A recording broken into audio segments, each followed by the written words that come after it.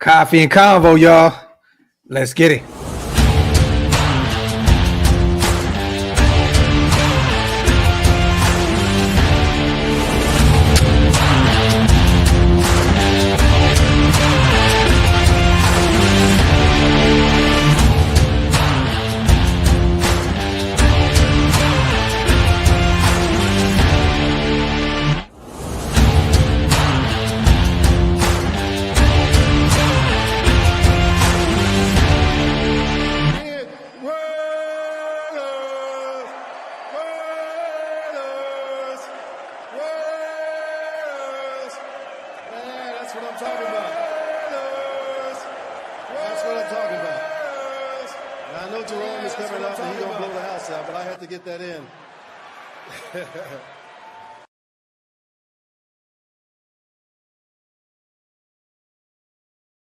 Yo, salute to everybody already here in the building.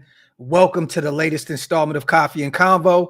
I am your host, Graphk Raider, man. Salute to the greatest chat in YouTube history. As always, I see all the members, all the non-members. Appreciate every single one of you guys. Real quick, man, if you guys want to become a member, become Green Dot Gang, hit the link. It's pinned up top. It definitely helps us keep the lights on over here at OLV Raiders Network. Real quick, though, man, let me know, where are you guys watching this morning? What city, what state? Are you at work? Are you at home? Are you in traffic? Are you at the wife's house? Are you at the girlfriend's house? Are you at the side chick's house? Are you at the side chick's house? Where are you watching this show this morning? Let me know in the comments section. Let me see, man. Salute to my guy. Yes, something ain't adding up, Justin. Something ain't adding up. And I know what you're alluding to, and we're going to talk about that here very shortly, because I'm seeing all these conflicting, reports and quotes, and none of it makes any sense at all, Justin, at all. Salute to my guy, Justin Churchill. Salute to my dog, too, man. Wrote a great article on my Dante Thornton Jr. interview. If you guys get a chance to, man, make sure to go follow Justin over on Twitter. Write some great articles for the Raiders. Justin Churchill over there on the X app. Salute to my guy. Let me see. Charleston, South Carolina. We got B-More in the building. Orlando, Chino Hills, Palm Springs. A lot of Southern California. Longview, Washington. Q says, I'm at her mama house. There you go, Q. That's how you do it. That is how you do it. But once again, man, good morning, wherever you guys are watching from. Salute to everybody here in the building. As always, make sure you guys wipe them feet. That means hit those thumbs up, and also hit that subscribe button if you're not subscribed yet.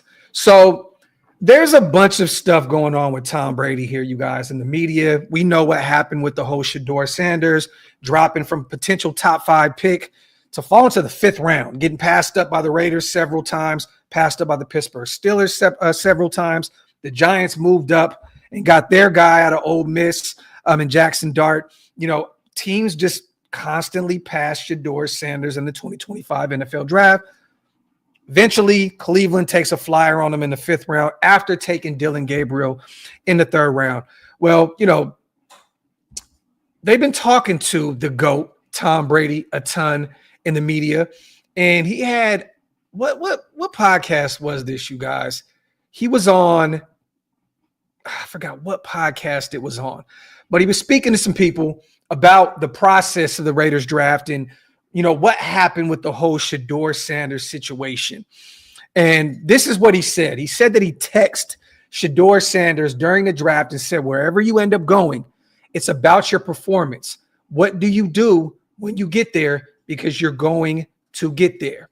Went on also to say, I wasn't a part of any evaluation process. This is on the Shedeur Sanders front. He had no part of the evaluation process.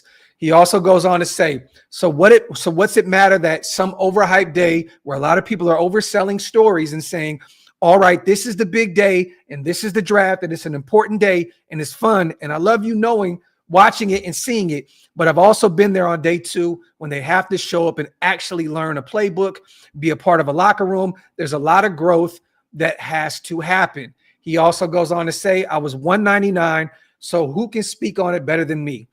like what that really means. Use it as motivation. You're going to get your chances. Go take advantage of it. This is Tom Brady talking about the Shedeur Sanders front. Once again, you guys, I'm going to shine a light on the part where he says, I wasn't a part of any evaluation process. Okay. So once again, this is Tom Brady on a podcast. I forgot which one it was. Let me try and find it. Where was it? I'm trying to find where it was. To be honest, it doesn't matter. So we go to another article here where Spy Tech talks about, our thought process into drafting Cam Miller out of North Dakota State in the 6th round. Brady offers some influence in the draft, especially with the Raiders' selection of Miller. This is in a feature written by the Athletics' Dan Pump, I believe. The GOAT was in fairly regular conversations and communications with general manager John Spytek, who was a key factor in bringing in Brady to the Tampa Bay Buccaneers during his final 4 years in the NFL. This is according to Yardbarker. Then Spytek goes on to say that this is what Tom Brady had to say about the North Dakota State passer. He liked the way he threw it, his technique, throwing from the ground up, and his motion. Spytek said he was in communication with Brady, and he thought he had the potential to improve. So there goes a quote right there from Spytek speaking about Tom Brady. It was a Logan Paul. That's what it was. Salute to Benjamin. Yes, it was the Logan Paul podcast. Impulsive. I believe that's what it was. What are we doing here? What are we doing here, Brady? On the one hand, we're saying this. On the other hand, we're saying that. We're on the Paul Logan podcast speaking about I had nothing to do with the evaluation here. And then Spytek is in a separate interview speaking about how much you had to say about bringing in Cam Miller in the 6th round. Now, I know you're close with Shedeur Sanders. I understand that maybe you're trying to protect that relationship. He did sign his first NIL deal with your brand years ago. Videos and pictures surfaced of you guys, working out together, so on and so forth. A lot of people puts a lot of stock, including myself, into the relationship that you guys have. Once again, in Raider Nation, we were assuming Shedeur would be a Raider, especially dropping out of the 1st round because of the relationship that he had with Tom Brady, our minority owner. So this just seems a little off to me. On one hand, you had nothing to do with the Shedeur Sanders front, but you had everything to do with bringing in Cam Miller out of North Dakota State in the 6th round. So somebody's capping here. And look, I love Tom Brady. I love what he's brought into this organization, his short time being here, helping bring over Spytek, helping bring in Pete Carroll and Chip Kelly. He's been phenomenal for us. Yes, he missed out on Ben Johnson, missed out on Matthew Stafford. A few things happened, right, where at least he threw his hat in the ring. He was trying to better this team by bringing in the likes of a Ben Johnson and a veteran like Matthew Stafford. We bring in Geno Smith. He meets with the kid. They have a conversation. It looks like everybody's on the same page. But something is not clicking here. And, I understand that, a lot of these guys in the media give political answers, right? Good luck to him. Short answers. Good luck to him. Reached out, sent a text, believe in you, so on and so forth. But then this article surfaces and it has your general manager saying that you had a ton to do with the evaluation of Cam Miller coming in the 6th round. Just make it make sense. You know what I mean? I don't want this to turn into something, man, where it's like, and I understand the Shedeur Sanders situation right now is a touchy subject. A lot of people have turned this into, everything else other than football, right? And there are other pieces to this puzzle that you can say has to do with race, has to do with politics and football, and potentially some owners saying, pass up on the kid. Let's make an example out of them. There's a lot of different conspiracy theories and a lot of different hot takes out there with the Shedeur Sanders front. But with the Raiders, we kind of had, the back door with Shedeur Sanders because of Tom Brady. So I just want to know, how do you guys feel with this, Nation? Like, it just seems as though, Brady's kind of given a political response to the whole Shedeur Sanders thing, but there hasn't been anything said from his front, at least with the evaluation of Cam Miller. Former sixth round guy. I mean, it was only a matter of time that the Raiders took one in the 6th round, the first year that Tom Brady's a minority owner, right? It makes sense that he would have any type of valuation, because that story would feed families for generations. If Tom Brady can help the Raiders identify the future Tom Brady in the 6th round of the 2025 NFL draft, right? But, it is what it is. I just thought that this was funny. And we've all been giving Tom Brady a whole bunch of flowers, a whole bunch of praise this offseason. But this situation, it comes off a little funny to me right here. You know what I mean? Like, which one is it? Did you have, any say in the evaluation of the quarterback? Because you're saying you didn't with Shedeur, but your general manager is saying that you had a ton to say about Cam Miller and why we took him there in the 6th round. So it is what it is. Salute to my guy, .com in the building. Buck City, what up with my brother? What else do we need to add before the season? Hit my line so we can line up games. We'll be at content. We're going to talk about that. .com. There's going to be several cuts here. A lot of moving and shaking post June 1st in the next few weeks. So stay tuned. We're going to talk also about a guy that was just cut from the Jacksonville Jaguars after one season, after securing a nice bag out there. I believe it was a $39 million contract. I think it was a 3-year deal. Gabe Davis, another guy that, we could potentially bring in to add some value to this wide receiver room. He's coming off of a down season last year, you guys. I understand that, he didn't do a ton out there in Jacksonville. They had a bad team out there, dealt with some injuries.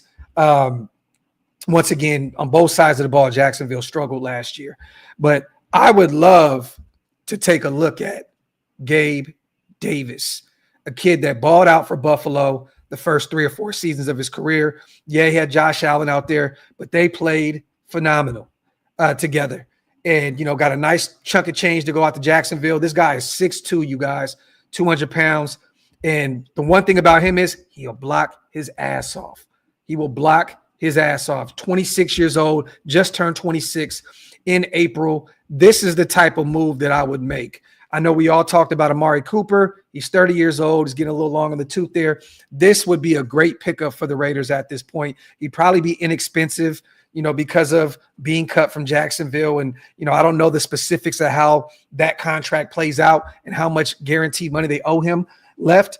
But this would be a nice move to make. Once again, only 26 years old. He fits that mold of what they are trying to do out there at the receiver position. Big body guys that are willing blockers, pass blocker, can run block. This would be a great move for the Raiders to bring in the likes of a Gabe Davis. Once again, coming off of a down season, with the Jacksonville Jaguars. I think he had 8 catches last year, 201 yards, 4 touchdowns. Whoa. I'm sorry. That happened. All that production happened in the divisional round loss against the Kansas City Chiefs in 2022. I think people remember why he got that big name nickname with the 201 yards, 8 catches, 4 touchdowns in that loss against the Kansas City Chiefs in the divisional round against them in 2022. But he averaged 683 receiving yards and 7 touchdowns per season with the Bills. So once again, only 26 years old. In his first 4 seasons, he looked really good out there with the Buffalo Bills. Last season in 10 games, caught 20 passes, 239 yards, 2 touchdowns, and once again was dealing with some injuries. He had a knee injury. He wasn't fully recovered. He was trying to bounce back from. So this would be an interesting pickup for the Raiders to bring in to add some value to that wide receiver room. And I think he fits what the Raiders are trying to do. Physical wide receivers, once again, 6'2", big body guy that can give you some value in the blocking game and in the passing game. This would be a great move for the Raiders to do at this point. There are going to be other teams looking for his services. Pittsburgh moved on from George Pickens, traded him to the Dallas Cowboys for a 3rd-round pick next year. And then I think they swapped picks in 2027, like a 5th and 6th or something along those lines. Pittsburgh is probably going to be looking for another wide receiver at this point. I wouldn't be shocked if they reached out to Gabe Davis. They can use another physical receiver opposite of DK Metcalf. DK Metcalf. But they do have a Roman Wilson and some other young guys that they're trying to develop. Maybe Buffalo. People are saying that Buffalo can use another receiver. Why not bring a guy home that Josh Allen has a ton of familiarity with? And there's some other teams, some other sneaky teams that he could potentially go to. But this would be a name that I would definitely keep an eye on with our Raiders. Salute to my guy.com. Let me see. Salute to 2-4 in the building. Who gives a shit seriously? Next year's draft. Salute to my guy 2-4. No, I thought it was interesting, man, that there's so many conflicting reports with our Raiders out there, but Tom Brady was kind of got lost in the sauce a little bit with the whole Shedeur Sanders thing. And if you guys watched it in live and living color on the Impulsive podcast, he kind of like stumbled a little bit, kind of like caught himself a little bit, like he wasn't planning for that question. And that kind of planted a seed in my head, like, whoa, okay, maybe there was a reason why he stayed away from Shedeur. And then these reports come out that he was involved with the likes of Cam Miller becoming a Raider in the 6th round. So, just some interesting content that I wanted to talk about, because once again, a lot of people on Twitter giving their takes on this, Instagram and so on and so forth. I just thought it was kind of funny, the way this whole thing is played out. Salute to Patrick, my guy, on the $20 special. It's so nice to have a good quarterback again. Since 2016, it has been a mediocre position for us. I wanted Geno when he went to Seattle. Wide receivers will want to play for us again. Salute to my guy, Patrick B, on a $20 special, and this is facts plus tax, my brother. Definitely, man, hyped to see Geno out there. He already looks good out there in camp throwing the ball. There's been several clips going Raider viral out there with him, him and Michael Mayer. I seen a couple snaps with Alex Bachman, I believe. I think he was out there, number 81, right? A few other guys. It's cool to see he's out there with Ian Thomas, the tight end that came over from Carolina, getting some reps in early, man. He definitely throws the football beautifully, man. I'm excited to see what Geno can do in this system. Salute to my guy, Patrick B. Salute to Andy in the building. Yes. Yes, Clowney was just cut, I believe, right? I think he was just cut. Clowney will give you the same production that Chasen gave. I do this for a 1-year, $6 million rental. Trade for Ramsey as well. Salute to my guy. I would love to bring in Clowney, man. Would love it at this point. He's not the same guy he once was against the run.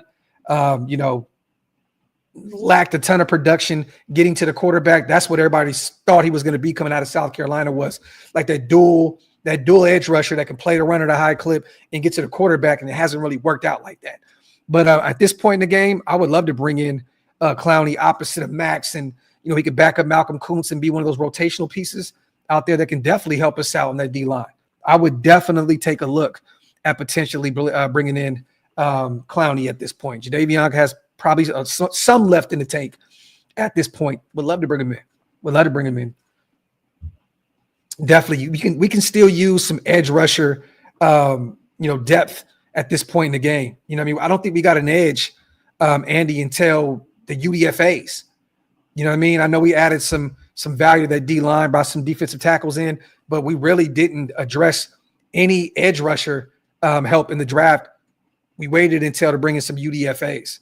So it's going to be interesting to see if we do look outside those doors and potentially bring in a 1-year rental like a Jadeveon Clowney. Salute to my guy, Andy, in the building. Salute to Mike Downs, my dog. Docs, there's a guy who's a Bronco fan in a podcast called That Sports, and even he says it makes him sick to his stomach how good the Raiders draft was. A lot of people are talking like this right now, Mike, and you love to see it. Even what's his name? The dude that looked like Lucifer on the Lucifer show, Chiefs fan. Always forget his name because I don't like him. But he even said that he sees the Raiders making the playoffs this year. The dude with the snout, the follow my snout. It's never in doubt. You know what I'm talking about. Old boy with the long hair and a lot of people out there, Raider haters, are hating the way we're going about our business this offseason. And you love to see it, Mike. Salute to God and family. Sign Simmons and trade for Ramsey. Guaranteed playoffs. Salute to my God family, Raiders for life. The thing is, man, at this point, what does it cost to make that move for Ramsey, right? Nick Wright, there you go. I'm not parting ways with anything more than a 4th or 5th round pick, next year for the likes of a Jalen Ramsey at this point. Their contract's pretty nasty. I know there's not a ton of guaranteed money left in the books. But yeah, we shall see. We shall see. I would love to bring in Ramsey, though. I think he's been supposed to be a Raider for many moons now. And yeah, A-Dep, there's a reason why he does that, man. There's a reason why he does that. We don't follow that bullshit. We don't follow that bullshit. Some people talk bad about our Raiders to try and get clicks and to try and generate stuff, not even realizing that that's the only people that actually watch their show. It's kind of nasty work out here in these in these disrespectful Raider streets. You know what I mean? So it is what it is, though, man. Yeah. Anyone that says we had a bad draft has no idea what they're talking about. Period. Anyone that knows football and says that the Raiders had a bad draft, they literally they're just trying to press a button to get some attention, or they honestly just have no idea what the fuck they're talking about. Simple and plain. So, but hey, it is what it is. Some people like to get in front of 2 or 3 people on their live streams and talk bad about the Raiders, which is kind of crazy. Salute to 2-4. If Tom Brady did not draft Sanders, who am I to argue? He's trying to build for the long run. If the organization wanted to pass, so be it. Content. Salute to my guy 2-4. My dog. This is facts. Just wanted to bring it to the congregation's attention, 2-4. That's all it was. That's all it was. Because once again, you're saying it's this, but it's that. Or you're saying it's that, but it's this. That's all it is. That's all it is. Salute to my guy, 2-4, man. Wipe them feet, y'all. Hit them thumbs up. If you guys are not subscribed yet, what are y'all waiting on? Make sure you hit that subscribe button. Salute to Primos. How do you grade the Raiders draft? A C-. That's nasty work. Look, once again, don't know ball. Must not know ball. Simple and plain. I don't know how you can actually say that. You just got potentially a generational running back in Ashton Genty in round 1. You brought in a guy in Jack Besh that is one of the most underrated wide receivers in that class. You bring in a Darian Porter, a freak of nature that just converted from wide receiver to corner. We've seen, Pete Carroll do this before, i.e. Richard Seymour. What's the problem? What's the problem, Jack? You went and got JJ. You got Caleb Rogers. You added, Charles. And man, come on, this was a phenomenal draft. Phenomenal draft. Even the kid out of Minnesota, the linebacker in round 7, I think he's going to be a stud for us. Potentially can make this roster and add some value to that linebacker room. So, look, man, anyone that says anything lower than a B-, if you want to say a B-, that's cool because people look at the game differently, right? They analyze the game differently, so I understand it. But anything less than a B to me is just like, come on, bro. You just kind of trying to get some attention at this point. Salute to my guy, Snake Fist on a $10 special. My dog. Yo, Graphk, UDFA, Mello Dotson led Kansas in picks. Pick sixes, a record in tackles in 2024. What do you think about his chances of making the team or practice squad? He played a lot of nickel defense in college. Snake Fist, for those who are, been around this channel for a while, I'm a major fan of Mello Dotson and his former teammate, Kobe Bryant as well out of Kansas. And honestly, I think that this was a great move. I was shocked that Mello fell out of the draft completely. This is a guy, 6'1", that kind of prototype corner that Pete Carroll likes. This kid's going to make this roster. He's going to make this roster. He's going to make this roster. And I wouldn't be shocked if, started off getting some special teams reps. But I think this kid is going to end up being a factor for us eventually in that corner group. This dude he's a stud. He's a stud. He's a ball hawk. There's some things that he can work on, at the next level. But guess what? That's why you have Pete Carroll, Graham, and those guys in the building that can mold and formulate his skill set and make sure that it translates to the next level. This is a stud, dude. Mello Dotson, I'm telling y'all now, turn on the tape. My son made a Mello Dotson mixtape the other day, video. Fire. He's a dog, man. I'm telling you now, Snake Fist, this is a guy that I have making this roster as a UDFA. Salute to my guy, Snake Fist. Let me see. Look, man, one thing we didn't do, we didn't speak on any of that.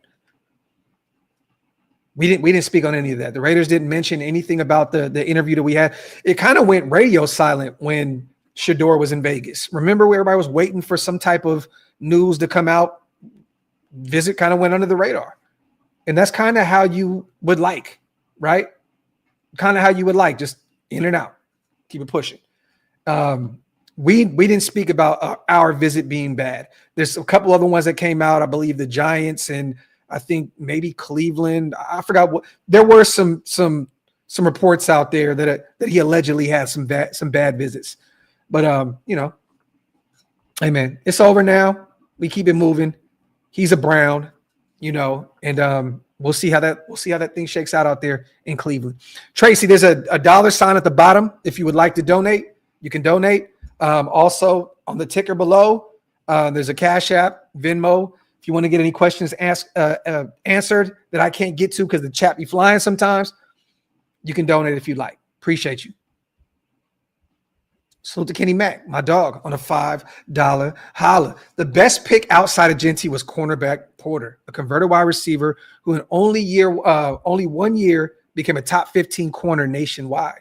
Great pick. He's going to get some reps. And, Kenny, initially I was a little nervous about that pickup, but I understand 6'4". You can't teach the athleticism that kid possesses, the measurables. I understand that fits the billing of what Pete Carroll. The only thing I was nervous about was, once again, the limited experience that he has as a corner. But once again, Pete Carroll has done this before, i.e. Richard Seymour. So at the end of the day, we have somebody in the building that can find a way to bring that out of him. So I'm excited about Porter. I think that this could be potentially the second best pickup in this year's class. I still believe that Dante can be a phenomenal piece for us on the offense. I think Jack Bech is going to make Raider Nation fall in love with him pretty fast. He's that good. I'm telling y'all now, Jack Bech is going to be a stud for us. I think this is going to be a Hunter Renfrow on steroids type situation. People are going to fall in love with Jack Bech. I live locally in Dallas. He played out here at TCU. I know a lot about this kid. People are going to fall in love with Jack Bech. But Porter definitely has the skill set and the mindset to be potentially the second best pick outside of Ashton Genty in the 2025 draft. Sherman, Seymour, Richard Sherman. Paper Chase, get your shit together. Salute to Mad Life. Finally caught alive. What's up, Graphk? Raiders. Salute to my guy, Madden Life in the building. Yeah, Rich. I mean, this is facts. Graphk, it was amazing to hear people say how many steals we got in the draft and UDFA. It's nice. Facts, man. Facts. Brought in a lot of people as UDFAs, and I think there's going to be some sneaky talent with those UDFAs that could potentially make this roster. Real talk, i.e. Mello Dotson, Zachary Franklin, potentially the wide receiver out of Illinois. Love that kid's tape. He's a stud. He could potentially make this roster as well. But I do want to add another wide receiver, you guys. And I have no issue going out right now with all the money that we have at our disposal, potentially bringing in the likes of a Gabe Davis. I mean, once again, man, early on in his career in Buffalo, he absolutely balled out. The first 4 seasons out there in Buffalo before he became a free agent and ended up going out to Jacksonville. Year 1, 600 yards receiving. Year 2, 550. Year 3, 836. Year 4, 746. Added 7 touchdowns pretty much every year he was out there in Buffalo outside of year 2 where he had 6. This is a kid that's only 26 years old, that just turned 26 years old, that fought through a nasty injury last season and can really, truly add some value to this room. I mean, he could be, honestly, you guys, Gabe has the potential and the talent to be that wide receiver too. That's what Jacksonville, they were bringing him over to be that high-end wide receiver too, potentially a 1B situation out there with Christian Kirk in Jacksonville. It just didn't pan out that way. But I would love to take a look at Gabe Davis here, depending on what the money looks like. But once again, there's going to be other teams out there looking for his services.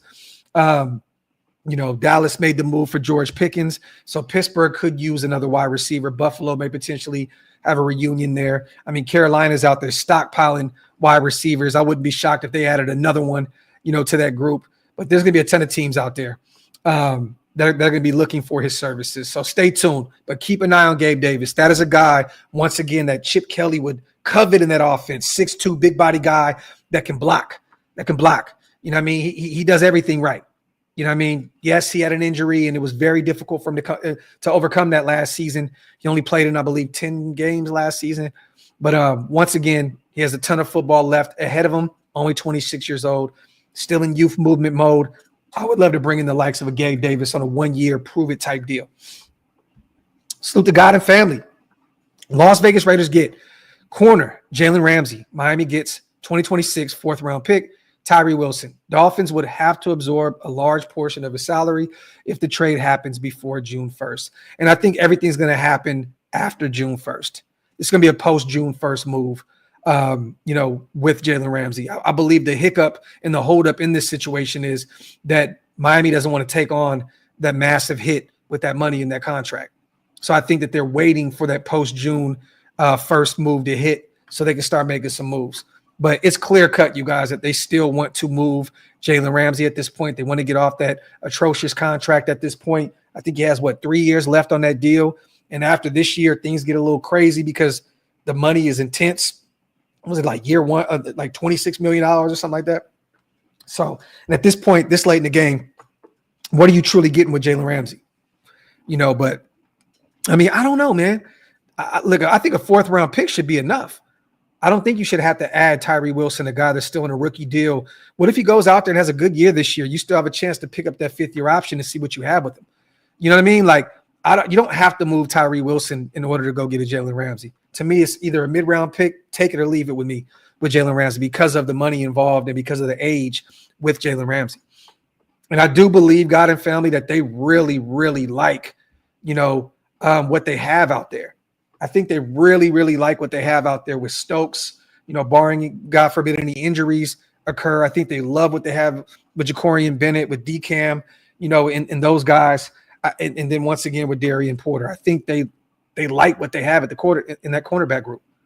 So it's not necessarily a must to go make a move for Jalen Ramsey. If you can go get him, he fits perfectly with what Pete Carroll likes to do defensively. It'd be fun to watch him in a Pete Carroll Graham-led defense. But once again, if you're going to be asking for too much, it makes no sense.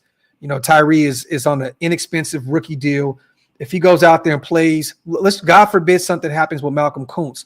What if there's a setback with his injury? You may need Tyree to go out there and play a ton of reps this year.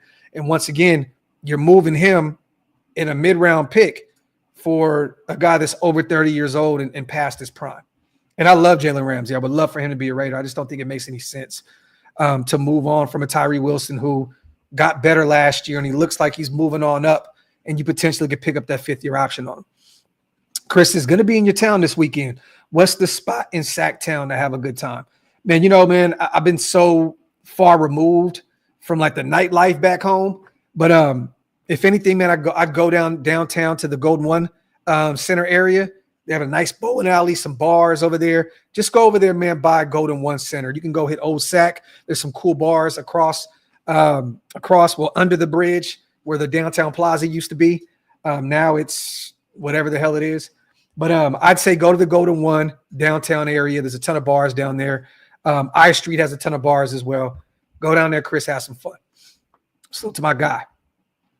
Salute to Snake Fist once again on a $5 special. If we do trade for corner Jalen Ramsey, what do you think about moving him to free safety? That's all dependent on where Jalen Ramsey thinks he is, with his career at this point. If he thinks that he can still play corner at a high level the next couple years, then he's probably going to want to play corner. I don't think that he sees himself as a safety just yet. I think that he feels like he has a few years left to play at a pretty high level at the corner spot. So, but I would love to see him pull the Seawood move and come over and later in his later part of his career and play at a high clip at the safety spot. It'd be fun.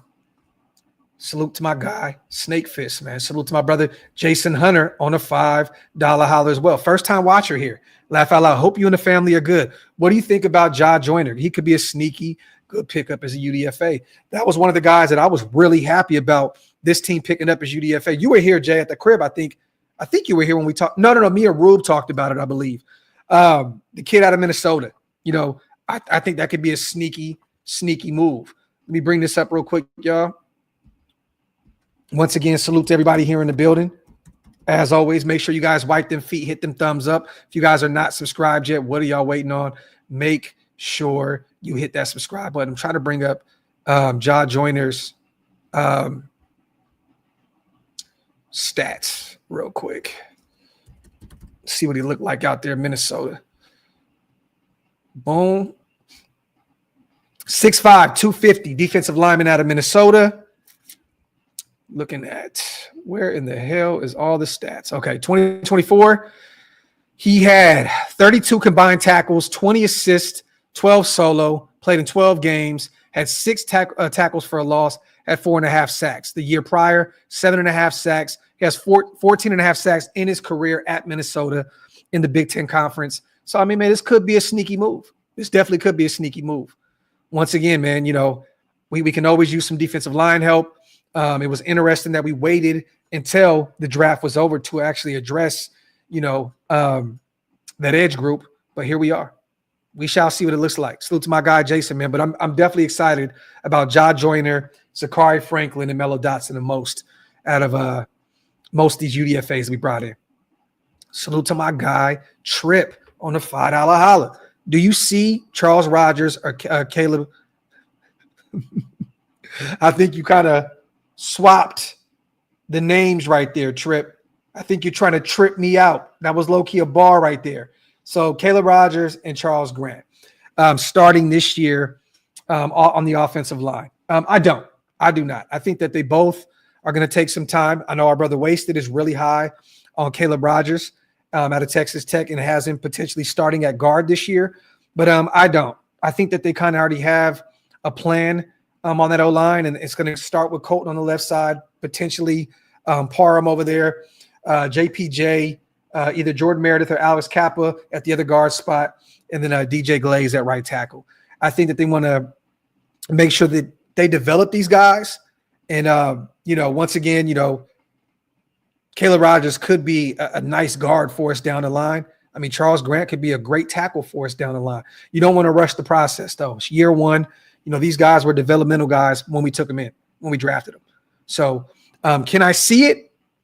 Potentially, if some injuries occur, God forbid, you know, one of those guys have to get forced out there. If I had to say one guy starting over the other this year, it'd be Caleb Rogers.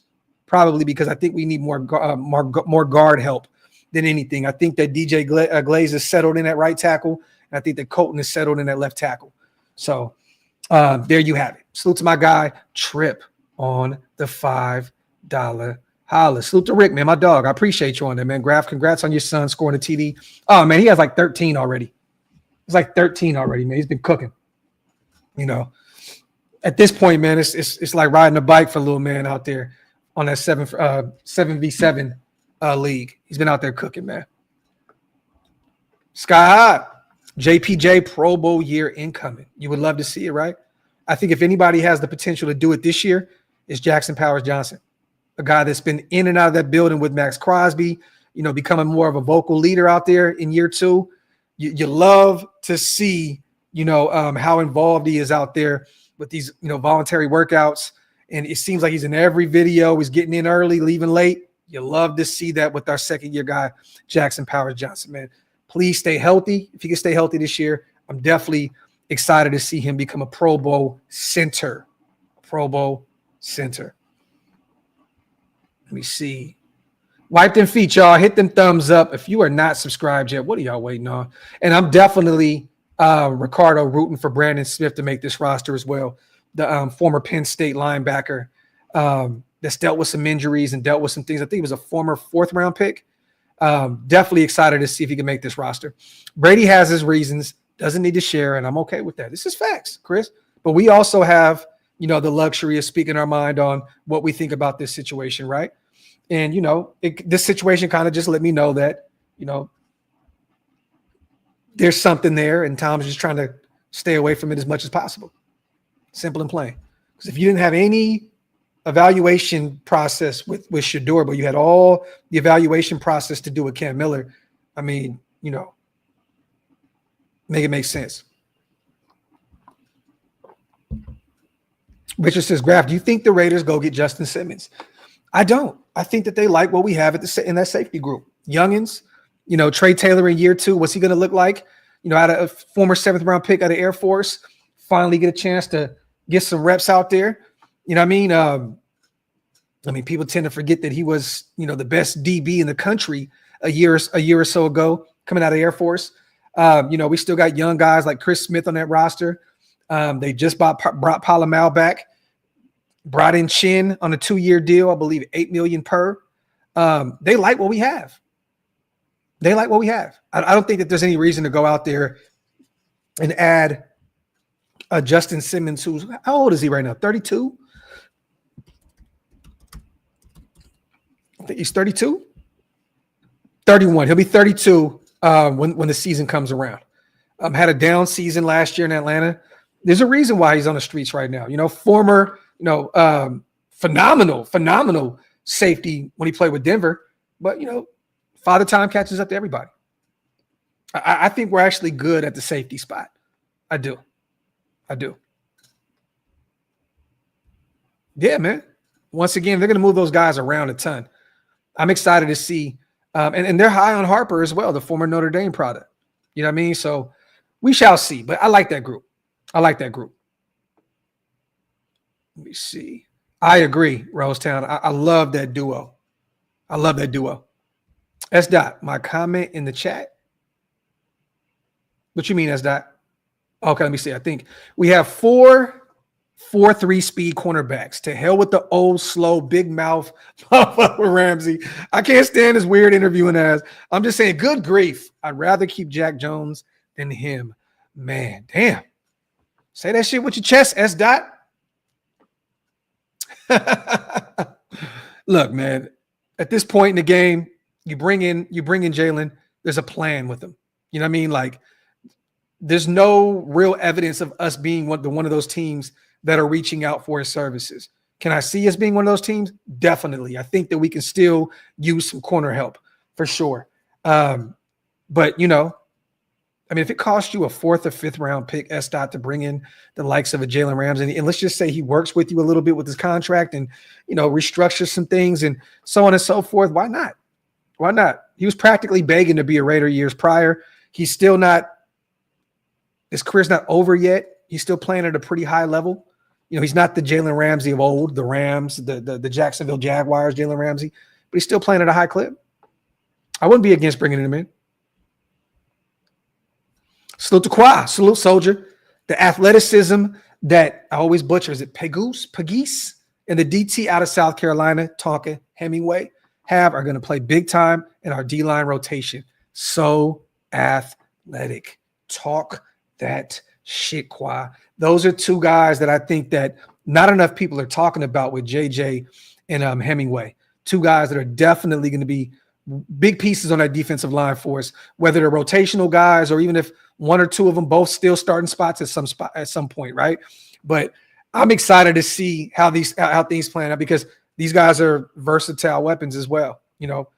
One can play on the outside, play on the inside. One can play halfback and defensive tackle. I mean, there's so much that you can do with these guys.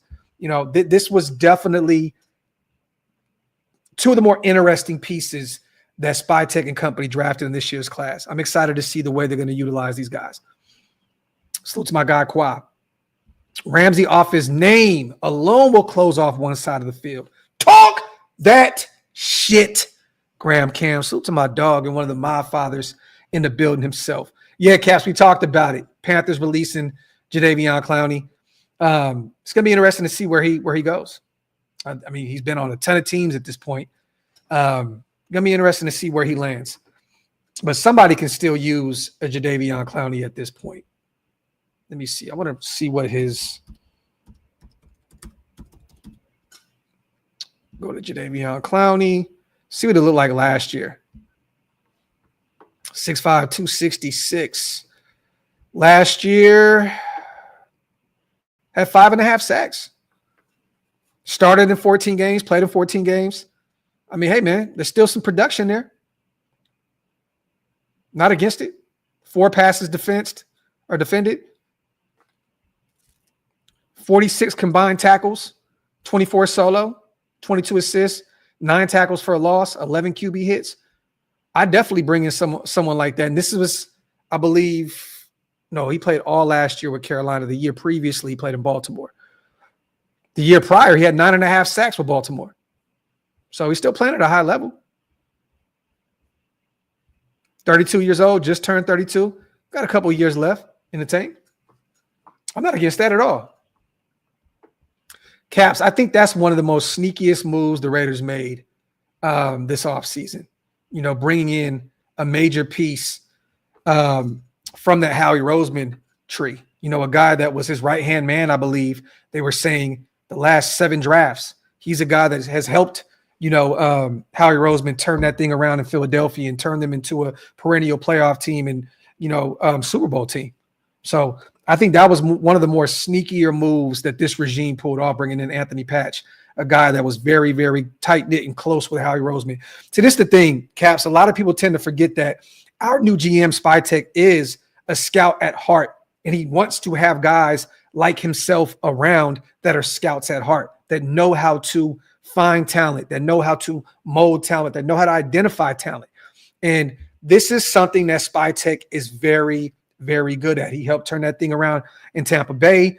You know, they're like a perennial playoff team. They won a Super Bowl out there with Tom Brady. He knows how to evaluate talent.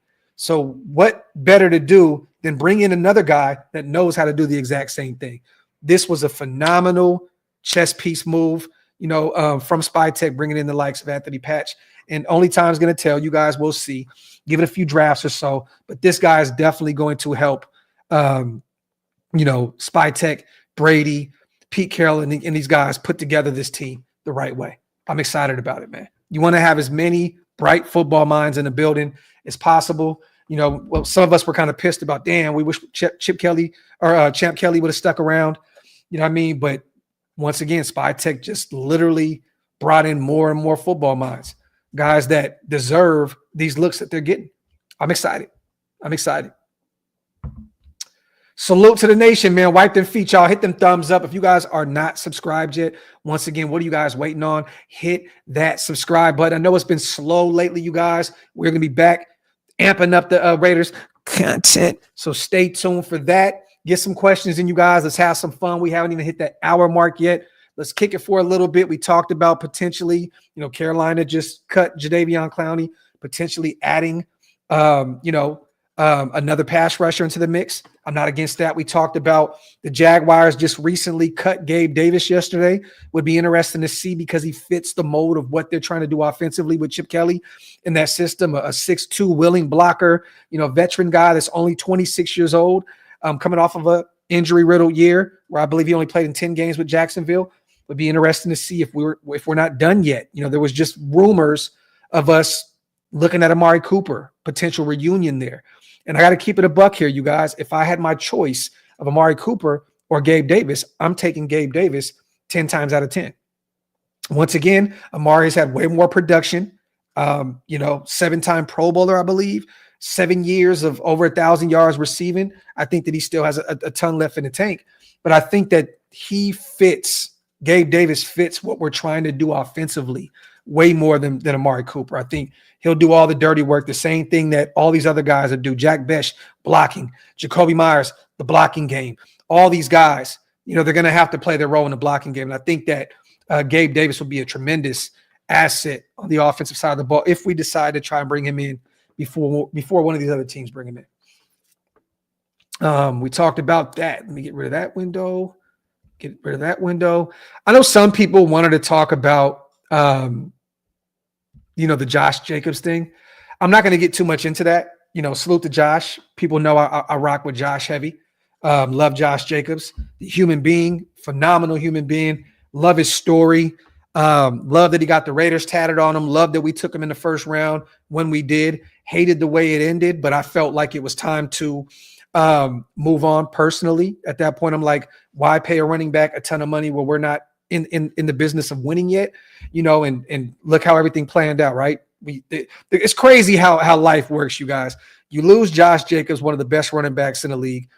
The first year without him, you have the worst ground attack in football. And then boom, the following year, you have a potential generational running back in Ashton Genty. You see how things work out. And, you know, people can't say that Ashton Genty's cheap because he's not. He's the number 6 pick in the NFL draft. He's now already one of the highest paid running backs in the league. But honestly, and this is not a knock to Josh Jacobs at all, I think that Ashton Genty's going to have a better career than Josh Jacobs. And that's saying a lot because this guy's a former All-Pro, led the league in rushing. But Genty, to me, has just All-Pro written all over him, future Hall of Famer written all over him. And, you know, things played out how they played out. Once again, you lose Josh. You have the worst ground game in football. Now you got one of the best running backs to come out in years to come, right? I'm not here to talk about this whole situation where he keeps alluding to being somebody in the building. What did he say? It was like there's somebody else in the building that would spread information or something along those lines. So he was on Blessing with the Boys, you guys. And this comes from Josh Jacobs himself, okay? What's crazy is when they were trying to get me to sign my 5th-year option before I came to sign, me and Max were on the phone. Max was just trying to make it work. Like, man, just come sign so we can come up there. We got like an hour left before we got to sign the paper. Me and Max were in the car. Dude comes up to my car and he's talking to us and he's moving his phone around. He's on the phone with an interviewer, literally on the phone with the reporter while he's talking to me. I have no idea what Josh is talking about at this point. Bro, so anytime I know there's one reporter over there, anytime he had anything to say and people would be like, where are people getting this information from? I'm like, it's coming from him. So it was a weird situation, bro. I'm telling you, it has nothing to do with the Raiders organization. It's more so the people they had in there at the time. And you know what made it worse? I see it, but they didn't say nothing. Max was like, bro, did you see who he was on the phone with? And I was like, okay, so I'm not tripping. But then that relationship was over with. But then that's when I knew the relationship was over with. And once again, you guys, you know, this comes from, you know, the Josh McDaniels era, the Ziegler era. You know, last year, AP was still in the building. Tom Telesco took over. Tom decided not to pay him. Josh Jacobs went on to greener pastures, went to the playoffs with the Green Bay Packers, had a really good year, so on and so forth. But honestly, I don't even know what he's talking about. I don't know if he's talking about a specific beat writer, a reporter. I just honestly, I don't know. I don't know. So I don't really have too much to offer on that take. I know that the Raiders mean a ton to Josh Jacobs. And for those who are, you know, Jacobs haters now, and because he's speaking his mind, I think you guys are kind of tripping. And I think you're kind of weak for that take. Josh gave his all to the Raiders organization.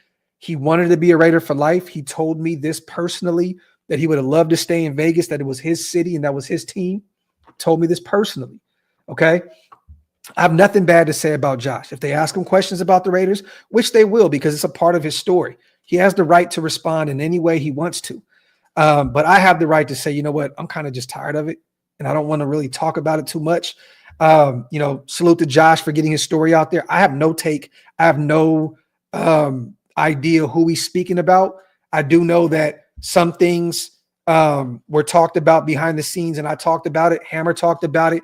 We got some intel on the situation on why he ended up leaving, and we talked about that ad nauseum over here at OLV Raiders Network. But I have no clue who he's talking about with this one specific reporter or whoever it is. I have no clue. I just want to say salute to Josh Jacobs.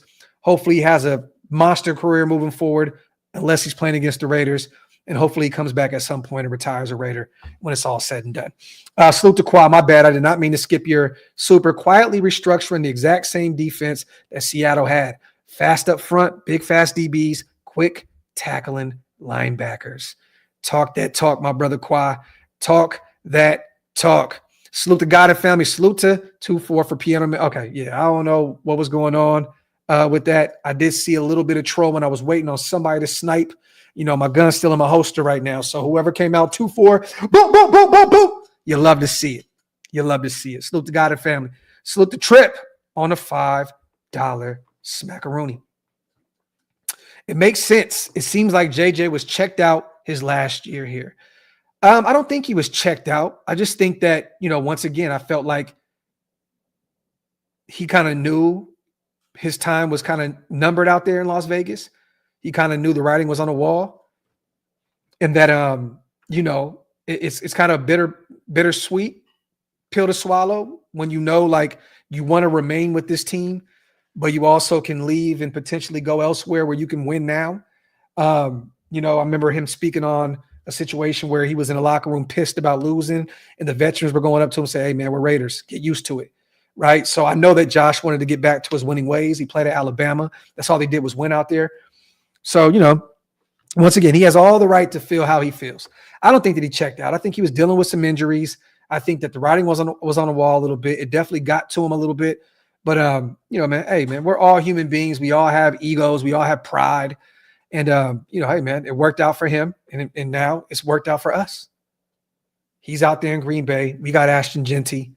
And I'm excited about what this thing's going to look like moving forward. Salute to Trip. Salute to Sweeney. Salutations from London, UK. Salute to my dog out there, man, John Sweeney. I appreciate you, brother. Oh, yep, he got cooked. He got cooked. You love to see it. Rich says, Graphk, I wonder what if Carlson went up to Genty and gave him the number 2, or if Genty asked for him. I can almost guarantee you that Genty probably paid for it. But once again, you guys, Carlson's a kicker, right? And this is no knock to Daniel Carlson. He's played really well for us. He's had some up and down seasons, but he has some great seasons for us as well, right? And I'm hoping that he can get back to his old ways and play phenomenal for us this upcoming season. But, I mean, you're talking about a top 7 pick, top 6 pick in Ashton Genty. Talent alone, he should have been a top 3 pick. So I don't really think that there was too much that went into this. It was pretty much just hey, Carlson, go ahead and give up that number to the Rook. He's going to play a pivotal role, what we got going on moving forward. He's a superstar on this roster. Simple. Kicker, give your number up. You take number 8. He takes number 2. The irony in this, too, Carlson gets Josh Jacobs' old number. Genty gets Carlson's old number. But, I don't think there's too much to look into this. He went back to number 8. Carlson formerly wore that number before, and Genty got his number. Deuce, the Silver Surfer himself.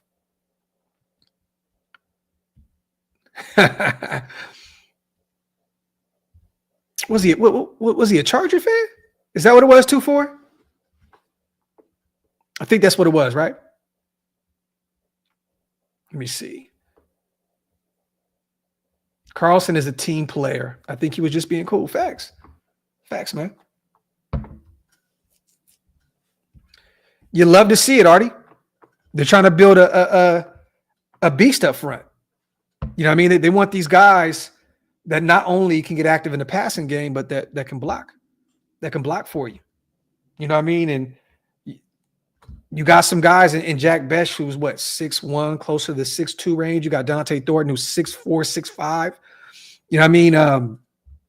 You bring in, Ian Thomas, who's at this point in the game, if he makes this roster, he's going to be more of a blocking tight end for you.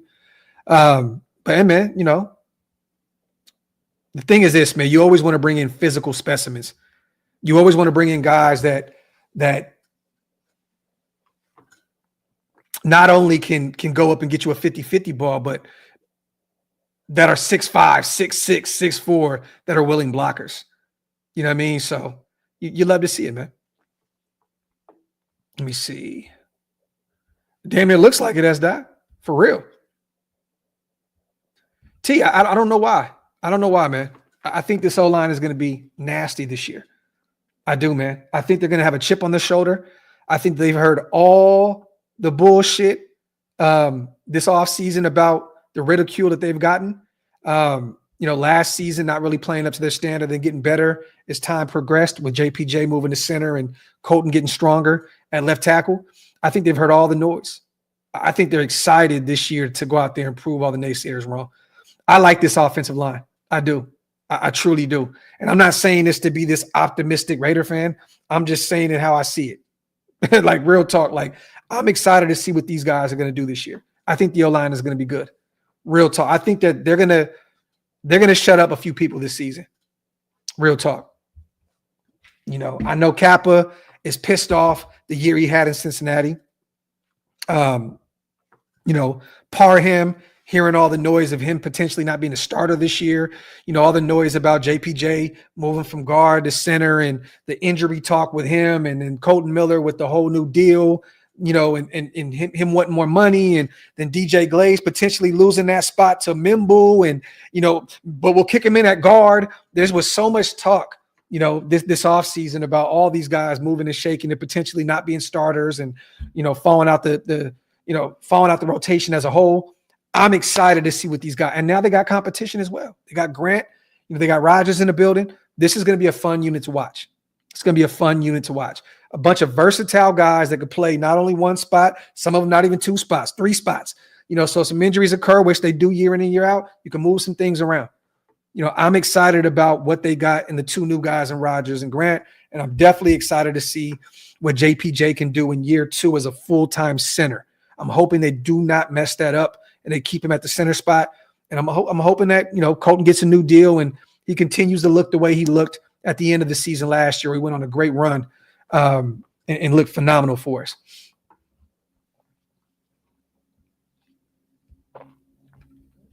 Graphk, I say bring in Von Miller to help coach up our young D linemen. At this point, if you're going to go bring in a rotational guy, Foxdale, I'd rather bring in Jadeveon Clowney. He's a lot more productive at this point. Von Miller, man, the injuries have just piled up for him. Father Time has definitely caught up to him.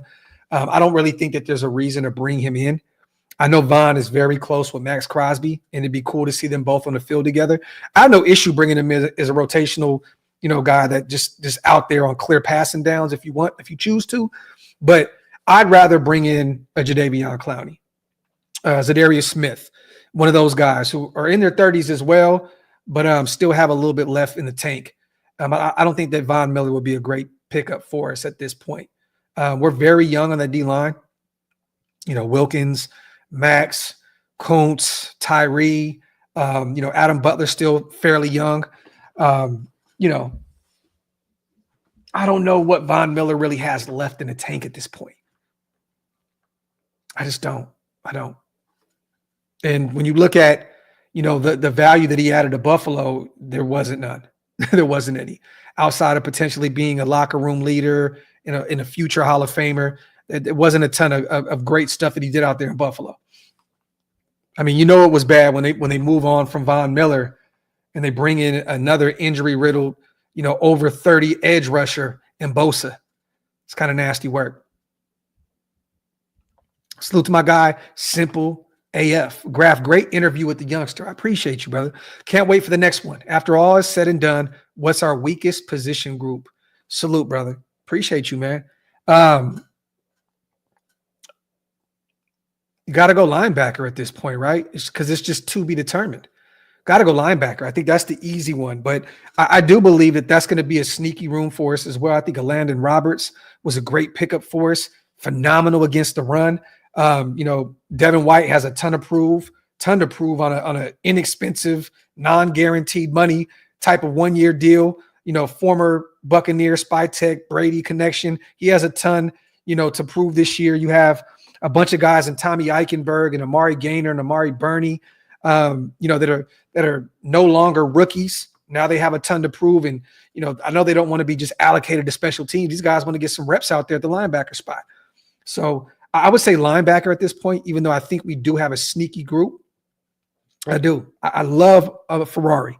Love Amari Gaynor, man. I hope that he makes this roster this year and he adds a ton of value to that room. I think Tommy Eichenberg can still be a stud for us, former Ohio State guy that we just drafted last year. But it's going to be fun to watch a Landon and Devin White out there. It's going to be fun. I think a Landon's going to be an instant fan favorite in Raider Nation. I think he's going to be a guy that people are going to love immediately because of how high of a clip he plays against the run. And once again, remember this, you guys, when we got Spillane coming over from Pittsburgh, he was known as just a thumper and didn't add any value in coverage. And next thing you know, Spill was picking balls left and right, pause if necessary. Nasty work. But yeah, salute to Simple. I'd probably go with the linebacking core. I like our safety group. I like our corner group. I think we need to add another corner here, potentially if it's Jalen Ramsey or if it's another. If you go get, Jair Alexander, it looks like Green Bay may cut him. And if you can add him on an inexpensive deal, coming off the streets, I'm not against that. He hasn't played a ton of football, lately. But if you bring in a Jair Alexander off the streets, that'd be a phenomenal pickup for this group if he could stay healthy. But it has to be linebacker. I like the O-line. The quarterback room improved drastically with Geno Smith. Aiden is only going to be better with the likes of a Chip Kelly in the building. Another year under his belt. He'll be a great backup if that's the way they choose to go about this. And yeah, man. Wide receiver group, love it. Jack Besh, Jacoby, Trey Tucker, Dante Thornton. This is a fun group, even though I do believe that they may add another one in free agency here soon. But I like pretty much every group. I think the linebacking group is the one that you got to look at like, it can get better. But we shall see. We shall see. Paper chase is crazy as it is, man. I mean, in chat, answer this with me. I mean, we just brought back Darnay Holmes on a 1-year deal, right? I'm assuming that potentially he'd be the starter at this point. He didn't get paid a ton of money on that 1-year deal. But if there was a starter in the nickel for us right now, I think Darnay Holmes is the guy that has the most reps as a starter in the NFL at this point in the nickel. But I don't know. They're going to move these guys around so much. You know what I mean? You're going to see Trey playing all over the place, the safety. You're going to see, Palomal moving all over. They use him as a chess piece. You're going to see Jeremy Chin moved all around. Like, you're going to see so many looks. Like all these guys are probably going to get reps in the nickel. So, but if I had to name a starter right now, it'd probably be Darnay Holmes. And that's kind of concerning. At that point, why not go get, Mike Hilton? I know he's 31 years old, I believe. I wouldn't have an issue bringing him in and having him be a starter instantly. But DeMarcus says maybe Mello Dotson potentially. We shall see. We shall see. That would be fun to see if he can go out there and really make this team and become a starter and get some reps at the nickel. I would love it. But we shall see. They said Holmes at nickel was nasty work. I'm not a Darnay Holmes fan. Hey, man, we shall see. We shall see. The thing is, man, when they all get out there to camp and get the helmets on, get the pads rolling, we're going to see some things out there. They're going to try things out. They're going to see what works, what sticks, what doesn't. And I'm just going off of this existing roster right now. I think Darnay Holmes is the starter right now without any real reps out there. But I know they have a plan, and they'll figure it out. They'll figure it out. Paper chase, not for that. Not for that money. Not for that money, brother. There's no way in hell Nate got paid like a top corner in the NFL. And that's no disrespect at all to Nate Hobbs. Once a Raider, always a Raider. Love Nate. But shit. Freight Train, at one point, and I know this firsthand, that we were interested in Shaq and that Shaq was interested in us. I don't know what happened. Things change in the NFL real quick, real fast, and in a hurry. But I think once we added Devin White, another, he's a veteran. He's still young, but a veteran linebacker. We added a Landon Roberts. And I don't know if they're going to want to add another veteran linebacker at this point. So if I'm a betting man, I would say that Shaq will not be a Raider. But who's to say? I'm still waiting to see if, Cincinnati parts ways with their linebacker and see if we can bring him in to add some more value to our room.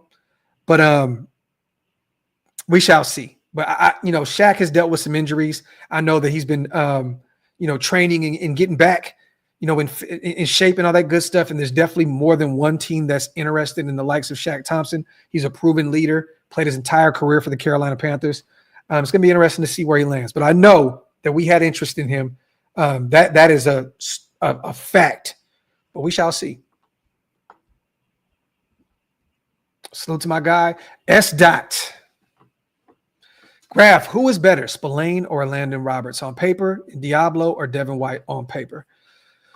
Man, well, the thing is this, right?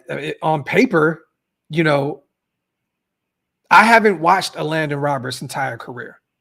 I'd be a liar to tell you I watched every rep that he played when he won multiple Super Bowls with the Patriots and every rep that he had with Pittsburgh, his time there and so on and so forth. I mean, you got to go with Spillane. Got to go with Spillane. I mean, he just got a $38 million deal. Landon Roberts got what, a $3 million deal, something like that. No knock to Landon Roberts. And then if you're going about Divine Diablo and Devin White, I think they both do two different things. And one is an early round guy, another's a mid round guy. One at one point played at a high clip in Tampa Bay. Got to go Devin White on paper. On paper. Definitely. And I'm not going, and that's I knew what you were doing, right? We're not going to go about all these easy peasy tackles that Divine Diablo got. And I'm not doing the nitpicking here with S. today.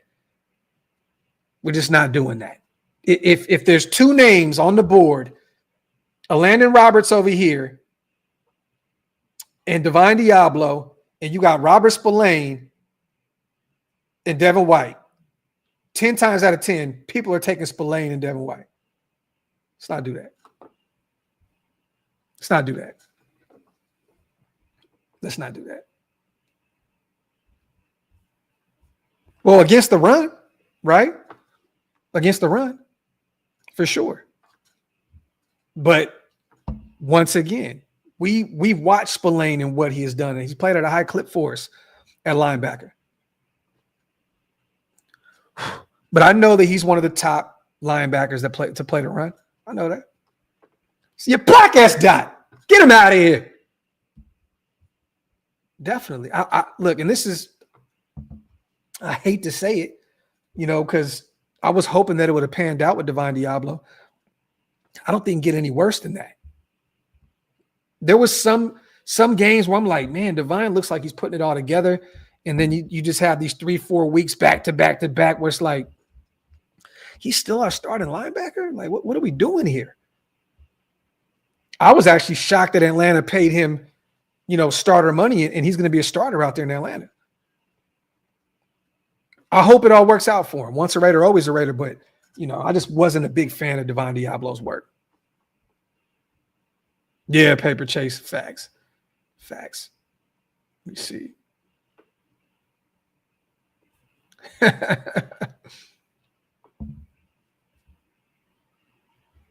Lord Zed, run the show back, brother.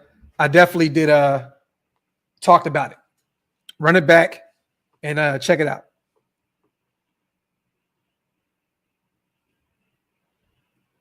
Okay. Once again, though, remember this, Mikey. The Steelers didn't get the version of Robert Spillane that we got. Spillane became a Pro Bowl type player in Las Vegas.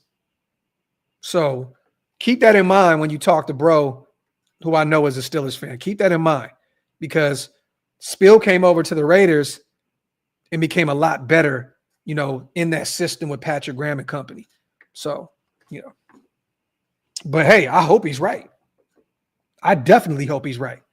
And I can tell you this, when they lost to Landon Roberts, especially on that cheap 1-year deal, Pittsburgh Steelers fans were pissed. They were pissed. They were on Twitter losing their minds when Landon Roberts became a Raider for that cheap, inexpensive deal.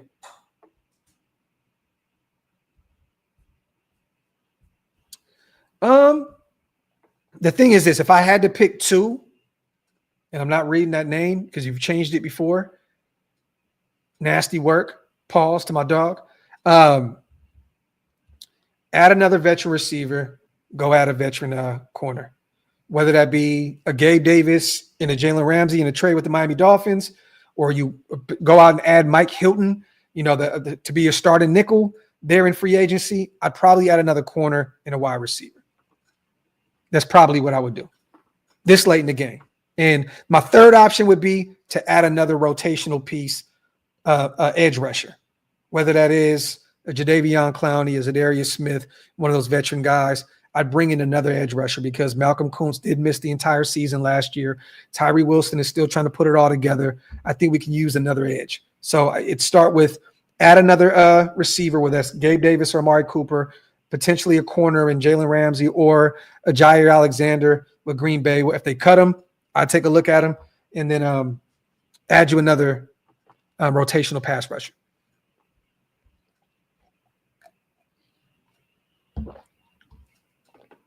Let me see. Yeah. I remember that, Caps. That was nasty work. That was nasty work. Definitely remember that.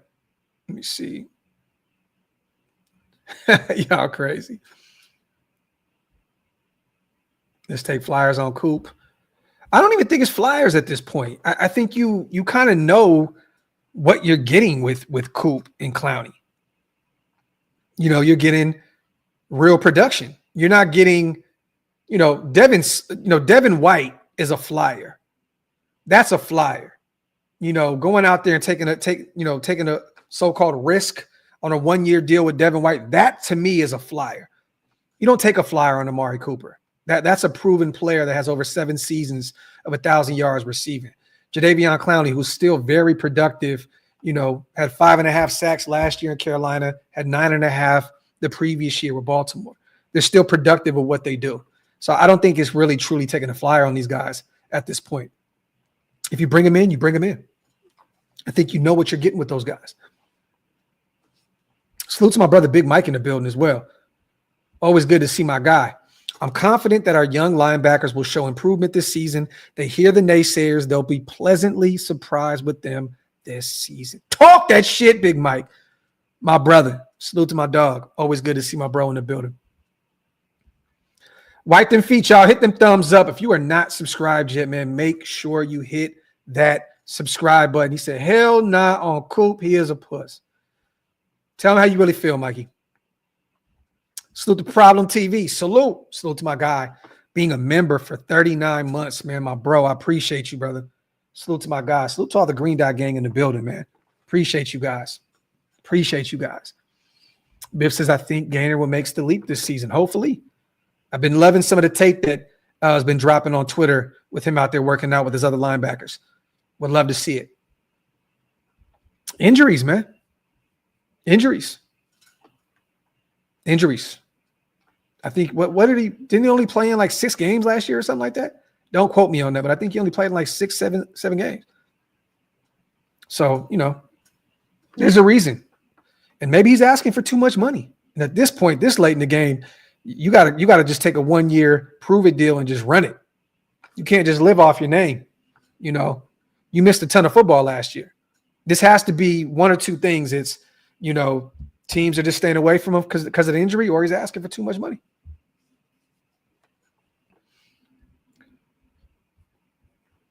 Laura, I don't think that there's a reason to move on from Trey Tucker. You know what I mean? Like, I get that you add another speedster with Dante Thornton, but the thing is you want to add speed because you have 2 other guys that aren't the fastest wide receivers in football, in Jacoby and Jack Besh. You know what I mean? Like, you need speed. You got to be able to take the top off of a defense. You know what I mean? And I think that Dante Thornton Jr. only makes Trey Tucker's job easier. I think that they both can use each other in this system. And I think that Trey has a really good year this year. Now, what does that mean? Probably 600, maybe 700 yards tops. But that's all you can really ask for when you've got a Brock Bowers, a Jacoby Myers. You got a Jack Besh now who's going to be a starter for you day one. But you have an actual quarterback that can throw the deep ball, one of the best deep ball throwing quarterbacks in football. So Tucker's going to get a ton of looks. Dante Thornton's going to get a ton of looks. I think he has a really good year for us. And there's no reason to move him just because we went and got a Thornton in round 4. I think that they help each other drastically in this offense. So, what I love that we're doing here is now we have those feisty, just dirty, Jacoby Myers do everything, Swiss Army knife. Brock Bowers play every position on the offense. You bring in all these guys, these Swiss Army knife, Jack Besh who could play on the outside, play in the slot. You know what I mean? And willing blockers, great blockers. And then you have the speedsters. Like, it's like we have, then you got Michael Mayer and Brock. It's kind of like you have that old New England offense with a Miami Dolphins twist now. You kind of get what I'm saying with all that speed. And then you got Chip out there. So you're going to see some more, you're going to see some more things, some more motion. It's going to get a little bit more creative here offensively, definitely way more than what it was last year. But it feels like that old school New England offense with a touch of that Miami Dolphins existing offense with all that speed they have out there. It's going to be fun to watch. It's going to be fun to watch. It's going to be fun to watch. I think that's kind of a good comparison there. That New England, old school New England offense, with that Miami Dolphins offense now. Salute to S-Dot, my guy. I just looked up the NFL's top guards, and the only one on there is Alex Kappa. All the rest of our guards suck like a mother. That's what research says. So the weakest point is the guards, just saying. I don't agree with you. I don't agree with you. And I don't care what website you found. That doesn't mean anything to me, S-Dot. If you're here to tell me that Jordan Meredith sucks, that Dylan Parham sucks, that these guys can't get it done at the guard spot, we're just going to have to agree to disagree, my brother. Simple as that. I think that they like what they have, and we got other guys as well that can add some value, to the guard spots. But remember this, that Glaze can kick in the guard. Mumford can play at the guard spot and outside. You know what I mean? Like, look, they're going to put the best team together offensively on that line, man. But I got to disagree with you, brother. Got to disagree with you, man. And then you add, Rodgers, you add Charles into the mix. It's some fun, man. We got some fun. Stop being a wet blanket with that offensive line. Shit. S-Dot, the hater of all haters when it comes to that O-line. It's nasty work. Nasty. Yes, sir. Malat has speed also. Should be fun. Facts, man. We got that. We have our own Julian Edelman. It's going to be fun to watch. A gimmick quarterback that can help you in the receiving game. It's going to be fun to watch. I'm excited, man. Kid is fast as hell, versatile. It's going to be fun to see how they get Malat involved in that offense.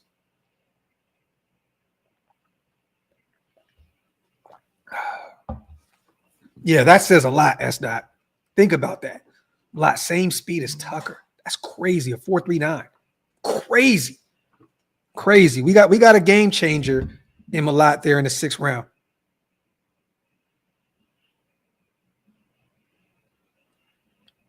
Hey, I want to shout out Tracy Tucker real quick. Salute to you, family. I appreciate you so much. She just sent me a cash app of $100. Didn't ask a question. No, nothing. Just wanted to show some love. Shawnee Barbie, a.k.a. Tracy Tucker, I appreciate you so much on the $100 special, fam. That means a lot to me. Thank you. You are the MVP of this show. I appreciate you. Once again, salute to Tracy Tucker. Cash happen $100 to the OLV Raiders Network Fund. Salute. Facts. Goated. Salute to Tracy. I hope you're still in the building and you got a chance to hear you get your flowers, Trace. Salute to you.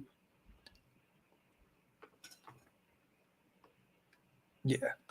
Like it's that easy. Fuaga, Panay, Sewell, like your life depended on it.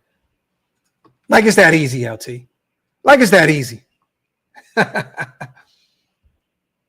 me see. DeMarcus, I'd actually be shocked if McAllister made this roster. I would. Does it sound fun? Definitely. Watching him in preseason, we're like, oh, we might have one with Tyreek McAllister. But I don't think that he makes this roster, man. I think that we have so much talent in that room. It's going to be very difficult for him to find a spot on this roster.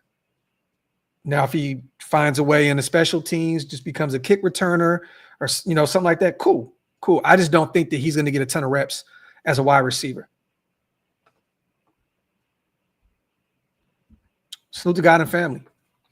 I know it's not Raider related, but with my YouTube name, I got to show love to Robert Prevost of the United States. His name, Pope Leo. Okay. Salute to God and family. The Raiders for life. So did that just come out? I seen somebody talking about the new Pope and all that good stuff on Twitter. I don't really involve myself with all that, but salute to my guy, God and family, and Raiders for life. Let me see. Yeah, DeMarcus, definitely don't. Definitely don't. But it's all good. It's all good. I appreciate, all the love regardless. But yeah, Cash App, you get 100% of your bread. YouTube takes 30% of everything that you make, which I understand because it's their platform. Talk that shit simple. S. Dot will complain about winning the lottery because he won't know what to buy first. Simple with the greatest comment of the day. Salute to Simple AF. Appreciate you, fam. This is Factory Outlet. Gino plays great indoors. We have 12 indoor games. Could be a sneaky season. Facts. We've said that so many times over here, Caps. Plays phenomenal indoors. We have a ton of road games. We have a ton of home games, but we play the Colts on the road, the Texans on the road. We have a ton of games indoors this year. It's going to be fun to see Gino light it up. Yeah, Daniel, it's all good though, man. It's all good. Hey, I've been blessed to be able to do what I do here for a living for 5 years. Some months are tougher than others when YouTube gets to, stripping you down. But man, it's a blessing, man. I'm not upset at all. Did I miss something? D. Bernie, my apologies. He says Jacobs confirmed sabotage by McDipshit into Let's Go. We talked about it. Burn. I don't really have too much to say with it, but is what it is.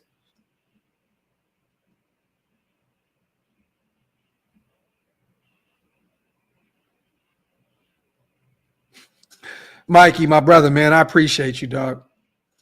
I appreciate you, brother. Salute to my brother, Mikey. No, he didn't have to do that. All I'm going to do is put that money towards a haircut when I get back home. Imagine your barber sending you $22. Imagine your barber sending you $22. Only for you to turn around in a few weeks to take that money back to him in Sacramento to get this motherfucker cleaned up. Salute to my brother, Mikey, man. Appreciate you, brother.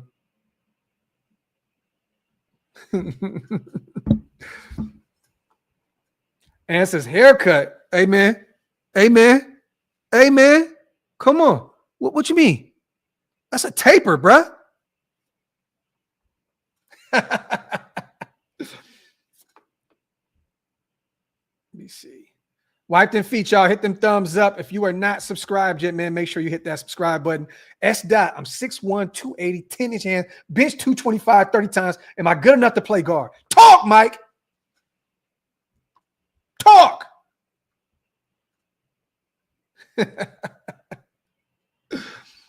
Oh, man. Chuck says, diabolical. I'll be in SAC in a few weeks. Chuck, we got to meet up, brother. Salute to my guy, Chuck Taylor. Alex, leave me alone, man. Leave me alone, man. It's the off season. It's the off season, man. Leave me alone, man. Let me have the off season beard for a few days. Got a fan. Thanks, YouTube, for taxing us like Cali, you bastards. Salute to my guy, God and family, man. I appreciate everybody for pulling up as always. We got a few more questions, you guys. Put them in the comments section before we get out of here. Coming up on an hour and a half. Talked about the Brady situation with Shador. Talked about the Brady situation with Cam Miller. We talked a little bit about the Josh Jacobs situation and the Bussin' with the Boys interview. It's on you guys now. Let me know how you're feeling. DeMarcus, the website is down right now. I will be putting it up here very soon with all new merchandise. So stay tuned. Salute to DeMarcus. My guy always goes over there and buys everything from OakLosVegas. We got some more stuff in the works. I got to put up a bunch of new stuff. So stay tuned. Big Don, stay blessed, bro. You too. I like that name better. I can say that. I can say that. Let me see. Flores says, starter? This is the plan that I think they have, Flores, right now. And this is just me. This is me just spitballing, all right? I think that the plan is for Eric Stokes to start opposite of Jacorian Bennett. Then you got DCam, you got Darian Porter. They want to develop him. I believe that they're just trying to develop this kid in year one. Now, is there a chance that he goes out there during training camp and just take shit by storm? Definitely can happen. Definitely can happen. But I think the plan in year one is to have Stokes opposite of Jacorian Bennett. I know they're high on Stokes. They're hoping that he can get back to year one form when he was a rookie coming out of Georgia, first-round pick. I think that that's the route they're going to go initially. But I do have a feeling that Porter's going to go out there and make it very, very difficult for them to name Stokes the starter over Porter in year one. So I'm excited to see what he looks like out there in training camp. Dude is an athletic freak, 6'4", fast as shit. It's going to be difficult to keep him off the field. Let me see.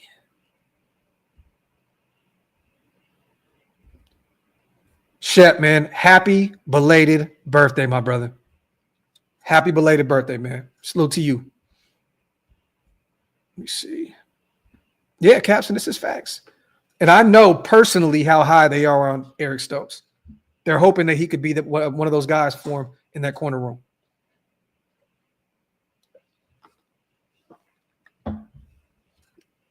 In a perfect world, you allow Porter to sit, get a few reps here and there, but allow him to develop. But we shall see. Once again, you can't keep great football players off the field. If he goes out there and lights it up, in camp, expect a lot from him this upcoming season. But other than that, man, love and appreciate you guys as always. We will be back with another Coffee and Convo tomorrow. Stay tuned. We're going to try and get as many shows in this month as possible. I will be leaving to Sacramento the 23rd or the 24th, driving out. You guys are going to be stopping in Albuquerque, New Mexico. I'll probably end up doing a show out there in a hotel at some point. We're going to stop in Vegas for a few days on the way home. So I'll probably end up getting an interview or two or something done out there as well. And then we'll be in Sacramento, California for a few weeks for the summer as well. So going to be out there doing some live shows and also some live shows, working on lining some stuff up out there with Woodson Whiskey. Salute to our proud sponsors, woodsonwhiskey.com. If you haven't bought a bottle yet, go over there, tell them Graphk Raiders sent you.